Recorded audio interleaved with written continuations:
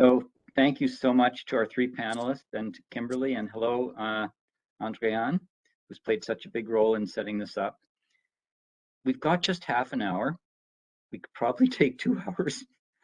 And I've noticed there's sort of two types of questions out there. There's some very specific issues around vaccinations and around health issues in some fashion. But my proposal is that we try to divide the half hour that we've got into 2 parts. And we'll start with the issue that this is about, which is bridging the gap between, we'll say, public health and occupational health. And I think it would be really good to have perhaps each presenter reflect a little bit more on that. And I'll just frame it very briefly.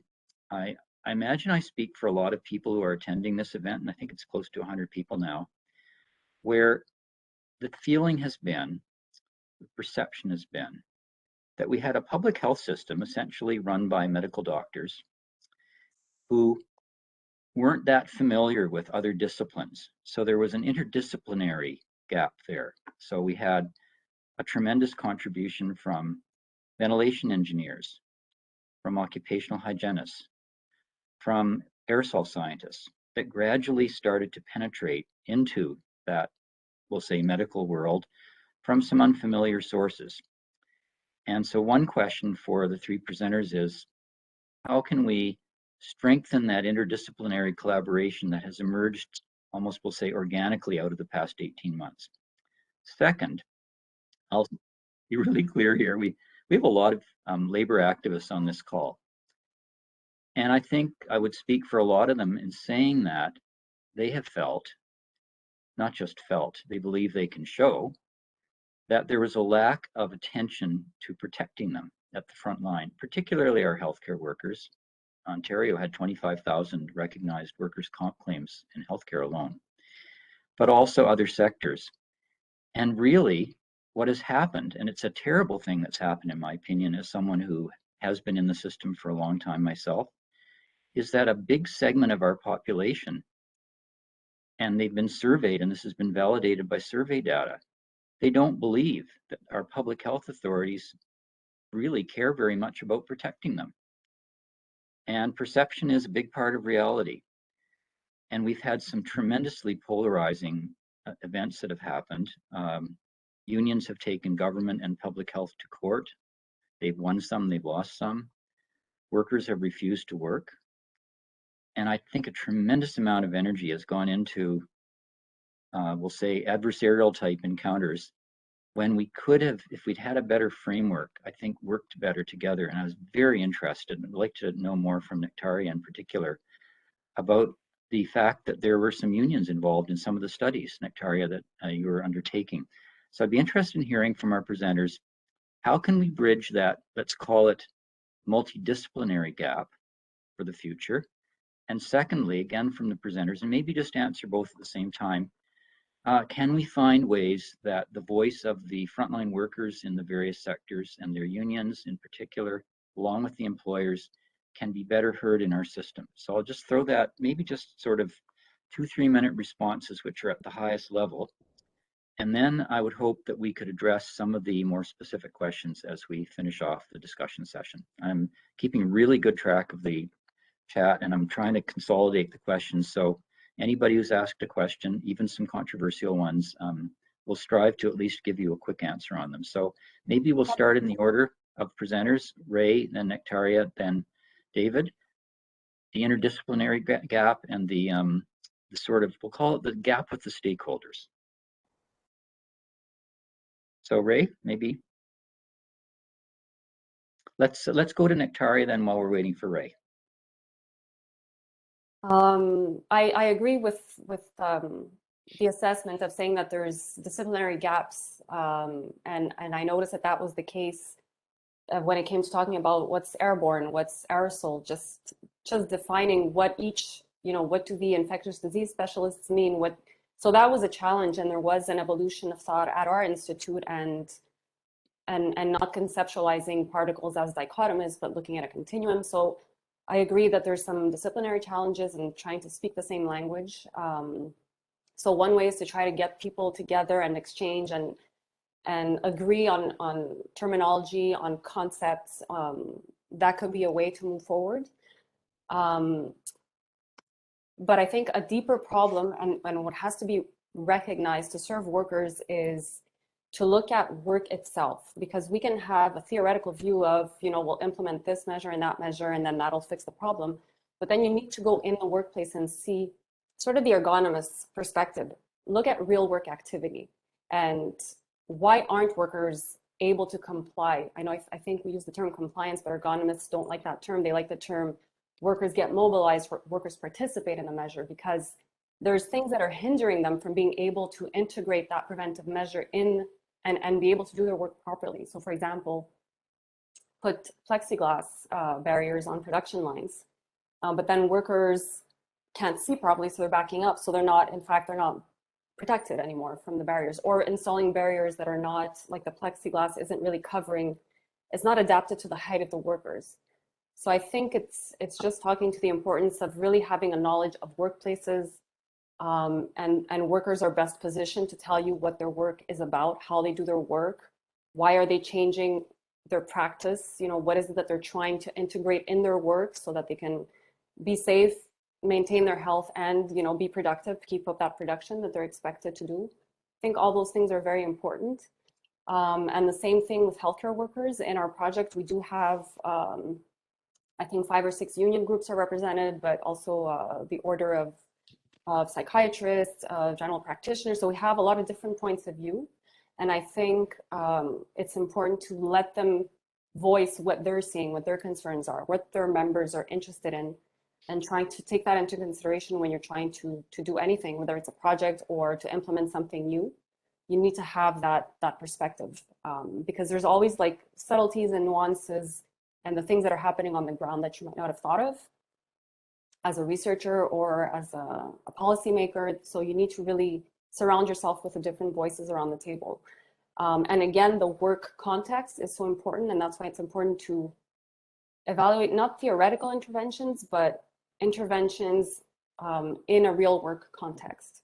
So again, you can offer, let's say, the N95s to everybody, but then you see in one of the ongoing surveys, there were, again, challenges, not only with the N95s, but even just regular medical masks.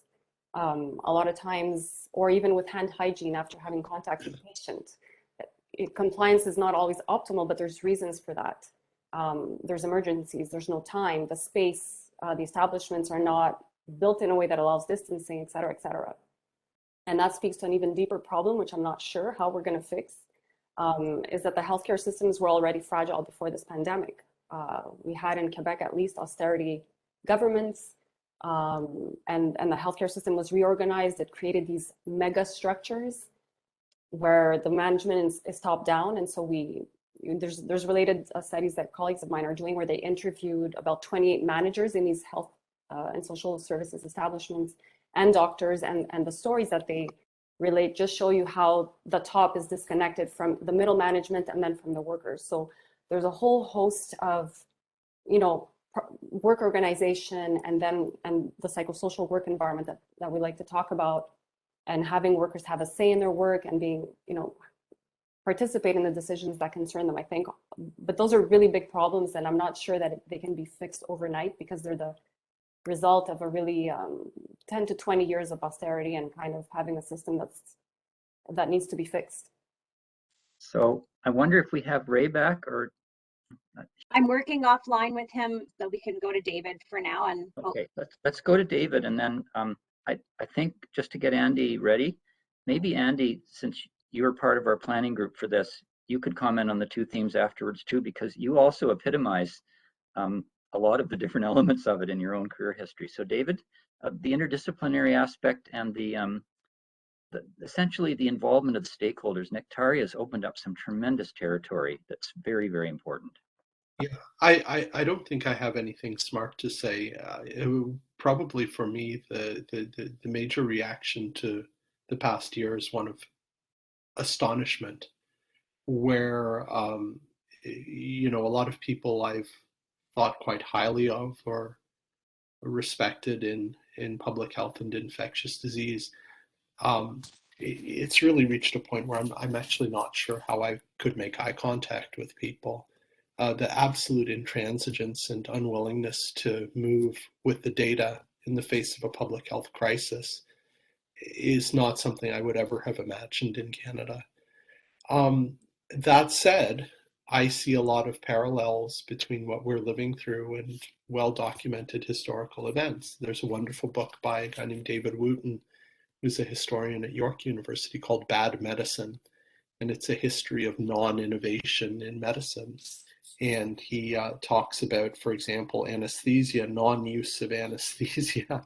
It was a fairground amusement. You know, in the early 19th century, you could knock someone unconscious and bring them back to life, and they did that. You know, it was the fairground thing. You know, you're brought back from the dead. But nobody used it in clinical practice. When anesthesia was first applied, as he points out, was by a dentist in Rochester, which at that point in the 1850s is a frontier town. And it's not a physician, it's not a surgeon, it's a dentist, as far from the mainstream of medicine as you can get. And gradually percolated its way through to the famous ether dome at Mass General. You know, I think that's the 1860s. The surgeons there start using it, and they're mocked by surgeons in Europe because they're not good enough surgeons to do surgery on people who are awake and struggling. You know, look at those terrible surgeons in North America. They have to knock their patients unconscious. And in fact, Harvey Cushing, not to get too far down this rabbit hole, but Harvey Cushing, who's one of the people who created the discipline of neurosurgery, reported that when he went and did his grand tour of Europe to learn surgery from the European masters in the 1890s, that the German surgeons still weren't using anesthesia. They were still hold people down. So, you know, this whole book is about non-innovation, talking about things like Semmelweis and so forth. And, you know, I think it's a very, I think what we have in public health is we've sort of, for historical reasons, we've got MDs anointed as being at the pinnacle of this enterprise. And as an MD and someone who's worked as a medical officer of health and worked as a clinician, there's nothing special about being an MD that makes you uniquely competent to work in public health. So you sort of created this strange structure where, by virtue of the letters behind someone's name, you know, they're sort of placed in a position where I don't think they always know the science to back up their actions. And that's really become abundantly clear on the aerosol issue, is you have folks who are just going to argue this till the end of time because they don't want to ever admit they were wrong. They don't know anything about physics. They don't know anything about how aerosols generated. They don't know anything about masks. But they were taught in medical school that there's big droplets and the little droplets fly around and the big droplets fall down, and they will, you know, they will fight this forever. So I mean, that's profoundly dysfunctional. And I think at the end of the day, that comes down to leadership and systems. You know, there needs to be someone at the top of the heap who says, no, this is nonsense. We're going to follow the science. The irony is, in my field, in infectious disease, some of the people are fighting hardest against really a mountain of evidence that's emerged very quickly during a pandemic, or folks who characterize themselves as evidence-based medicine wonks, and won't believe anything if it's not a randomized trial that, you know, it's problematic for a number of reasons. So I don't really know what the solution is. I do think, and this is probably going to come off as a very self-serving plug, but one of the silver linings for us at University of Toronto is we've had an Institute for Pandemics endowed we had a generous gift from a donor. And I'm actually skipping a meeting, an IFP meeting right now, but the way we've been sort of conceptualizing that is it needs to be a transdisciplinary hub to bring people together from different kind of walks to talk about shared challenges. You know, you all are in the occupational health sphere. We just had some really interesting conversations this week, both with some folks from Michael Garron Hospital in Toronto and some folks from Toronto Public Health. They're all talking about the same problems, and they're all talking, the Toronto Public Health people are sort of talking about how the people in the hospitals don't get it. The people in the hospitals are talking about how the people in public health don't get it. So I think part of this is just creating spaces where people can talk transdisciplinarily and learn from each other. You know, ideally you'd have people who've worked in different fields, but I think life is short and most of us pick a career and stick with it to some extent. So I think that's a problematic model. But I don't know what the solution is, but I think we need to start talking across disciplines and understanding that we don't all know the most about everything, right? Some of us know more than others about some things and other things. Hi, Thank Alec. you very It's Ray. much. I'm back. Oh, that's great, Ray. Some of I've missed a lot of the discussion, and I lost audio. So Ray, essentially, and it's so great you're back at this exact point. The issue I've asked each person to speak to it, and we've had beautiful interventions from Nectaria and David, and you're so well positioned on this one, is address just really briefly, 2-3 minutes, a couple of key questions. One is, how do we bridge the gap, we'll call it, between the disciplines, the sort of health disciplines and the aerosol scientists and the ventilation engineers and hygienists. So there's a gap that exists there. And secondly, the gap of perceptions and engagement by the stakeholders. In particular, on this call, we've got all kinds of labor activists, union folks, who've really concluded that the public health authority doesn't really care to protect their health and safety. I mean, it's bad. We're talking about a bad dynamic, a really bad situation where all kinds of energy has gone into fighting each other rather than figuring out a way through this more collaboratively. And so how do you see improving collaboration, improving learning from each other, bridging the gap on those two themes? Yeah, I did pick up, sort of the tail end of David's comments, and I think, part of the challenge is, as he says, we tend to pick an area, and increasingly, people, if they want to get ahead in a particular field, have to pick a narrow and narrower area, and that means we know a lot about a little, but there's a lot of stuff that's related to our fields that we don't know about, and that's a real problem. It's also, I think, far more comfortable, and in fact, I think many professionals spend more time talking to people like us rather than people not like us. And I'll tell you, I've learned a heck of a lot more by talking with people not like me than I've learned from talking with people like me. And I think we do need to look at structures and organizations where we can have staff who come from a variety of disciplines. I mean, my little group at Public Health Ontario, in addition to physicians, we had toxicologists, public health inspectors, occupational hygienists, toxicologists, environmental scientists, so engineers, and I think engineering is a public health discipline that many of my public health, a lesson many of my public health colleagues seem to have forgotten. I think David was highlighting a very nice gap or isolation that I've seen many times too. The infection prevention and control people in health institutions are often a world apart from public health people who are housed in public health organizations. I think one of the strengths I saw in British Columbia is our regional health authorities do incorporate public health. In Ontario, public health tends to be by itself. And in sort of wave one of the pandemic, where I think both Quebec and Ontario had very, very bad experience in long-term care facilities, some of my colleagues in public health within regional health authorities said, Ray, actually it was pretty helpful that the long-term care facility licensing people are also in our regional health authority. So we were able to contact them and get a pretty good handle on, what were the problematic long-term care facilities, where did we need to, intervene most quickly. And, I think that actually was a real plus of having an organization that could contain not just public health, but a full spectrum of health services. That said, I mean, BC is far from perfect, and we certainly had the divide between occupational health and safety in a provincial entity called WorkSafe BC, very good entity, but distinct from and quite separate from our regional health authorities. So I'm really keen to hear, I mean, obviously we know about INSPQ in Quebec, and it seems they have a mandate to provide scientific and technical information across multiple sectors in Quebec.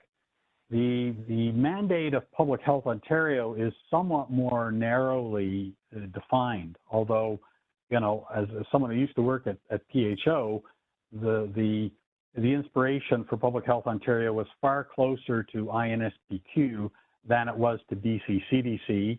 And, I think that overall was maybe a good decision on the part of Ontario initially, but I would really look forward to seeing where Ontario goes after COVID-19, or where, we're sufficiently through the acute phase of the pandemic that people can kind of look back productively and say, okay, so what do we need to change? What differences would have made a difference, and how do we go about improving our performance next time we have something like this?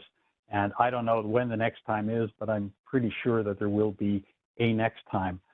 Alec, I was really troubled to hear your comments about the views of folks in the labor movement and many activists, and I certainly respect and accept those comments, but they are troubling. And I just wonder the extent to which those are based in Ontario or whether it is across Canada.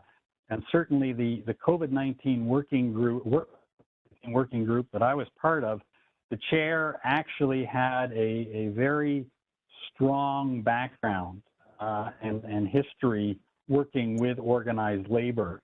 And I know that, outside of meeting times, he was on the phone dialoguing with many of his colleagues in organized labor. So if that feeling is also present in British Columbia, I guess I would be even more troubled, because I think there was a lot of good outreach and dialogue in BC. Obviously, I left Ontario at the end of March 2020, and I have not been as familiar with what's happened since then. But I mean, Alec, those are my thoughts, and perhaps you can just quickly chime in on where geographically in Canada those comments have come from. It is a really interesting question, Ray, and rather than me answering it, we've got 10 more minutes, although we need a little moment to wrap up probably just before 3. I wonder if Andy Chenier, you might be uniquely positioned to respond on both these. Andy's got a PhD, yet she's in the labor movement. Andy, why don't you have a go at these themes? Let's really make sure we don't use up all the time. There's some really good questions, and I think probably we're going to have to commit to answering them afterwards, Kimberly, I think, at this point in time. We'll try our best. So Andy, don't take quite all the time, but what about bridging that disciplinary gap? Ray's comments were really interesting. His team in PHO was a multidisciplinary team. Nectaria clearly operates with some multidisciplinary teams. There's a lot of potential there, and then also comment on the issues of the voice of workers and their perspective. You might be muted. Yeah, sorry about that. Yeah, so I guess I'll just, like, from a background perspective, by training, I have a bachelor's degree in biochem, a master's in immunology, and a PhD in biomolecular sciences. And then I took that knowledge and education, I brought that into my work as an occupational health and safety specialist. And I did that work with CUPE, and CUPE is, for those of you who don't know, is across Canada. So our teams would actually meet together and talk about the challenges. So what I can say is that our comments were pretty consistent. It didn't really matter where we were, from Nova Scotia, Newfoundland, all the way out to BC. The comments were very consistent in that there was a huge amount of resistance to using the precautionary principle. It's like and the problem with that is that when we don't know, why are we starting at the lowest possible threshold or the lowest possible rung on a ladder of protection? We started off at the very bottom. And then instead of waiting for certainty of safety, we went for in Ontario, I can speak very knowledgeably about what happened in Ontario. Instead of talking about, having an assurance of safety before we removed the training wheel, so to speak, we actually went the other way and actually needed determination of danger before we would actually move to do anything.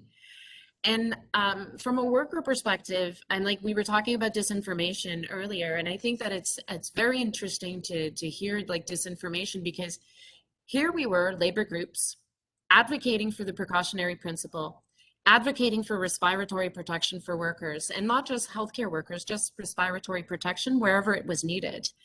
And then we would have people in positions of power telling us, no, you don't know what you're talking about. This is not airborne, it's contact droplets. All we need to do is clean surfaces and then just, stay within 2 meters. And then, and to Nectaria's point, Nectaria, thank you so much for raising this. They never actually took a look at how work was being done. And imagining that if we're going to say a 2 meter rule, that 2 meter meant that you only needed 2 meters. Well, that completely abstracts the fact that people move, that there's furniture in spaces, that there are things that prevent us from being always in that 2 meters. So if you're always at that strict 2 meter rule, like, it was never going to work. And when we as labor activists actually would bring this evidence, we would bring the research, we would bring the facts, we would bring the stories to the people who were decision makers. And we were literally rebuffed saying, no, that's not true. That's not the case. Really, it's not respiratory in nature. It's just contact droplets. Wash your hands, clean your stuff. And the problem that was like so significant that even when the time that we actually managed to get them to move on, yes, it has a respiratory piece to it. It was said, but we're doing just fine. There's nothing we need to change. We don't need to change anything. It's all good. Just keep washing your hands and washing stuff, and it's going to be fine. To the point where we asked at one point, one of the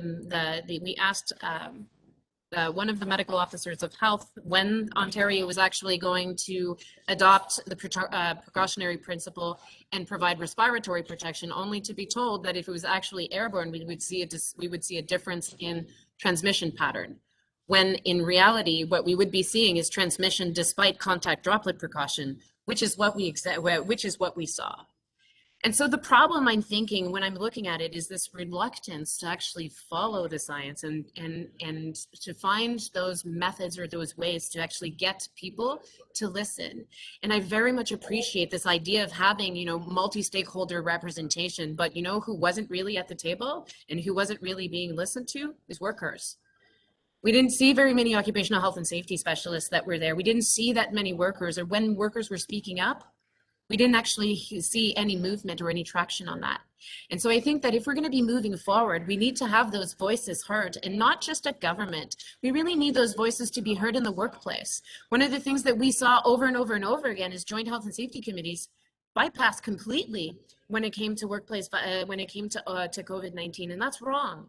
And then when workers needed that support, when they went to their governments, the governments told them you didn't need to worry about it because, again, go back to just wash your hands, to stay 2 meters apart and clean your stuff.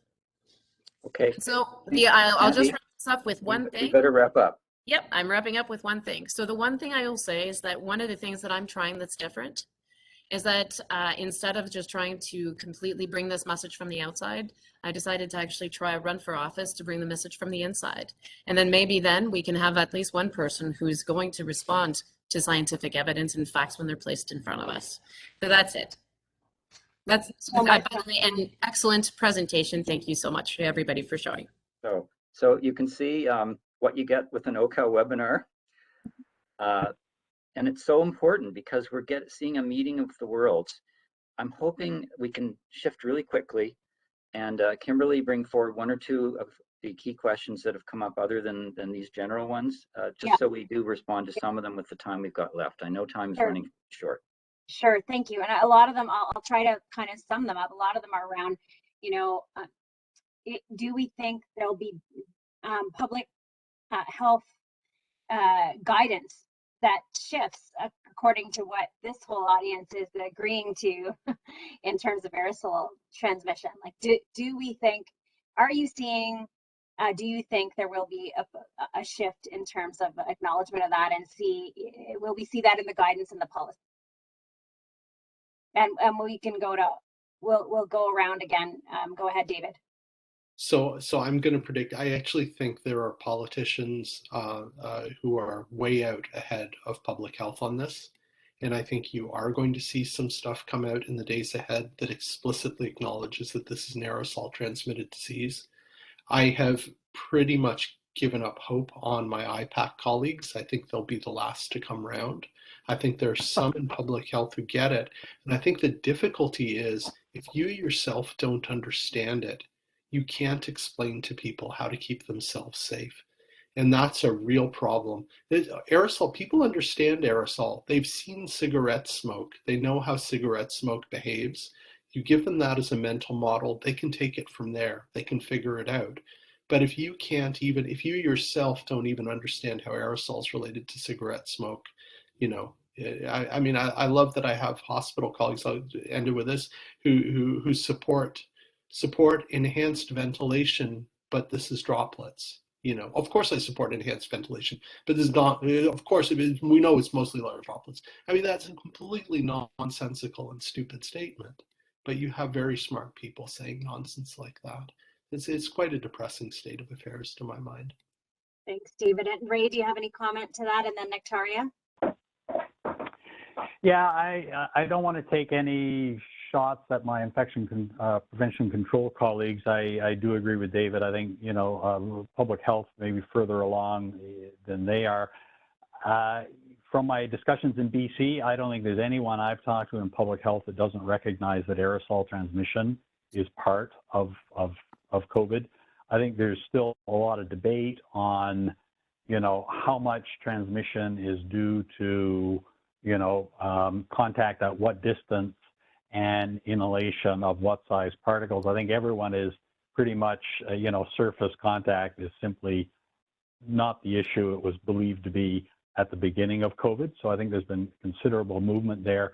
With respect to practical actions, here in BC, I think the push is the provincial program Vax to the Max. And I think from what I can see, the practical management response here in BC is still very much on vaccination as being the single best tool we've got. We'll have to watch and wait how things go in the fall, but I certainly think that there's opportunity there to push for appropriately sized room air cleaners and improvements in ventilation if things deteriorate. There's a very different experience and I think opinion with respect to transmission in schools in Ontario and British Columbia. And as you know, the schools have been open here and there's been some pretty good epidemiology done, and my colleagues who've done that tell me they think that it's really community levels of transmission that are at the root of anything that goes on in schools, and schools are pretty safe places. But obviously there are differences in opinion there. Victoria?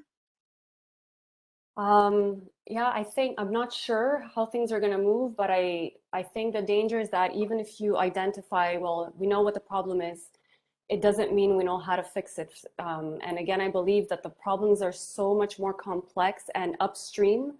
So for example, even if we gave everybody N95s in the hospitals, if you don't fix the fact that they have to do obligatory overtime by decree, the fact that they don't have enough personnel, so they don't have time to go and get their equipment, I think those problems are so much more difficult to fix. So any policymaker with the best intentions, even if we identify the problems, so science can identify the problems, but then the decisions that for the policymakers to acknowledge, or the politicians to acknowledge these problems, it means they need to have solutions, and the solutions I think are going to take a long time because the problems are so complex and they're rooted in structure.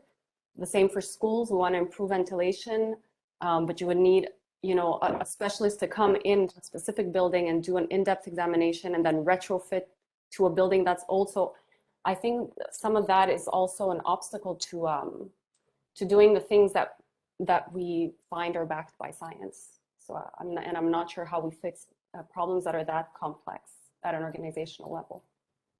Thank you. Thank you. And I would lump just another quick theme, and we'll let you go for those of you who have to run off. We understand as you drop, but while we have you, the other two quick themes are really around a national standard. And I know that's a bit of a stretch considering the discussion we've had, but it does, you know, as David mentioned, you know, why are we not looking at people people across the globe and how they've dealt with this and how we've dealt with it prior. We're ignoring our own recommendations from prior learnings, but do people see a potential for some sort of national approach and standard and in the interdisciplinary fashion that we've discussed here today? David, you're at the ready. Sure. I mean, I'm very pessimistic about that. There have been points during the pandemic where I thought it was an absolute no-brainer that the federal government would step in when individual jurisdictions were sort of going off the rails. There's clearly no appetite for that at the national level. I don't know if that's a minority government thing and whether that may change if we have a majority government and we have a disastrous fall wave, but I'm pretty doubtful. There seems to be, everything just seems to get batted away. Health is a provincial responsibility. So I'm not optimistic about that.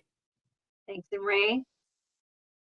I agree with David. It's not on. And, you know, I think for the reasons David has mentioned, but there's a much longer history there. And constitutionally, I don't think there's going to be any appetite on the part of the federal government or the provinces to, you know, a national approach to anything takes a huge amount of time, effort, collaboration, and incentivization. And, you know, I think overall, many provinces feel that they are far better positioned than the federal government to deal with this, and I think they're right. Thanks, Victoria. Anything to add?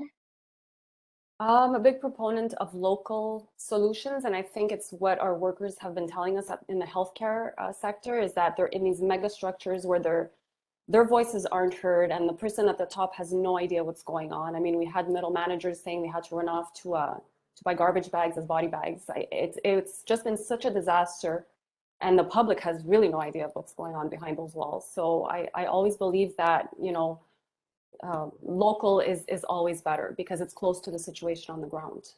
But I mean, that's an opinion among many others. Okay. Kimberly, Yeah. I have an answer. Yeah. I sit on the Strategic Steering Committee for the Canadian Standards Association for Occupational Health and Safety. We've had a good track record, and one of the people on our call is Simon Smith, who works on the respirator issue. We've had a very good track record on consensus-based standards. Very strangely, after SARS, and maybe Simon could comment, we're running out of time though, we had consensus, including a lot of public health folks, including from Quebec, on the standard that was developed for selection of respirators, which was then promptly ignored by our public health authority across Canada when COVID arrived. So actually, we developed a standard. It was voluntary. I'd rather not give up on that vision of a collaborative process across the disciplines, across labor employer, because what a depressing thing to think that we couldn't agree on a Canadian approach. So that's where I'm at. Maybe it's too optimistic, but. Well, and in fact, CSA, you know, there was some COVID work from a return to work. Victoria Arundel penned that, and Simon, thanks for being here. We're always so glad to see you with your respiratory work, and please do comment, and perhaps then we'll give closing comments. People, go ahead, Simon. Oh, thanks very much. Actually, what Alex said was true. We actually had an expert committee between 2007 and 2011 working on a selection guidance for respirators for biological aerosols. And this involved people from many of the organizations that have been talked about today, many expert people. And we issued this guidance, which was covering healthcare facilities and actually general workplaces, because they also may encounter such aerosols. And it was, I have to say, a bit disappointing to find during the pandemic, and we had developed this with a pandemic in mind, that we never saw the standard referenced, mentioned at all in any public websites or guidance. And yet it was prepared with exactly this in mind. And it incorporated existing guidance, very much so, when it was developed, plus scaling up in some cases because it took ventilation into account. Rather than just saying blanket N95 for certain tasks, it took ventilation into account on top of that. So it was actually well considered there. And so yes, it will be good to see that get some recognition in the future. And I'll just mention, I did put a thing in the chat, if it's okay to mention that one. Historically, for workplaces, again, including healthcare, where it's a respirator that is being considered, These have to be approved by a regulatory agency, and the one generally adopted across Canada is the US NIOSH, National Institute for Occupational Safety and Health, that approves respirators. Because they of course had a bottleneck with the COVID crisis and did in fact prioritize Canadian products lower.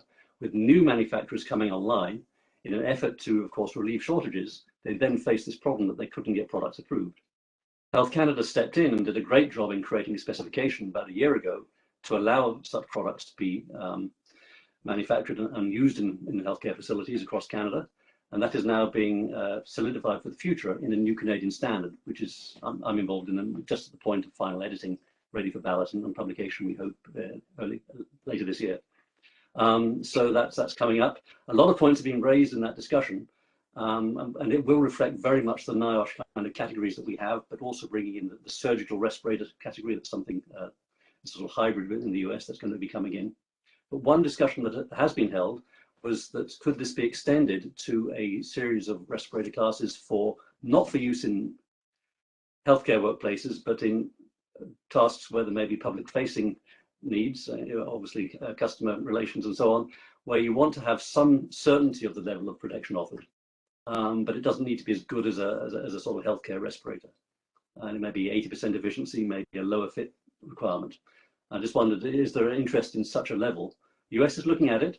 And we've probably got it on the agenda, but it's a future discussion, not for the immediate publication. So just wondered about that. We'll bring you back on that, Simon, for sure. And thanks for being here. And we're going to wrap up now and just really thank our esteemed speakers. And I encourage everyone, I'm going to go back and watch this again because we did have threads of science and solutions. So throughout, Ray had some ideas around a new ministry and some questions for us that I don't know, Ray, that we hopefully got to. We talked, I heard a lot about, we just had a session on unconscious bias here internally at OCAL, and we're all guilty of this. We all innately, our brain is wired that way, and we have to find, this is the bridge we were looking for at this session today. And I think what we're hearing is we need an awful lot more of listening to others and listening to other expertise, and not only holding tight to our foundational approaches, but finding those bridges and filling those gaps and working together. And we have hope. So I really appreciate, and Nektari had some examples, and David, keep that science advisory table going on our behalf. We so appreciate all of your efforts, and Alec and Andrian and Kevin and the Val and Trisha and the whole CRT team. So I really thank everyone for attending today, and I will be going back to listen to this again to pick up on these nuggets to take the torches forward. So don't give up, people. No, and there's lots to be positive, and I think lots of reason to be encouraged. So thank you for those comments, Kimberly. Yeah, you're welcome. Yeah. So take care, everyone, and have a wonderful afternoon. Okay. Bye-bye. Thanks for coming. Stay well.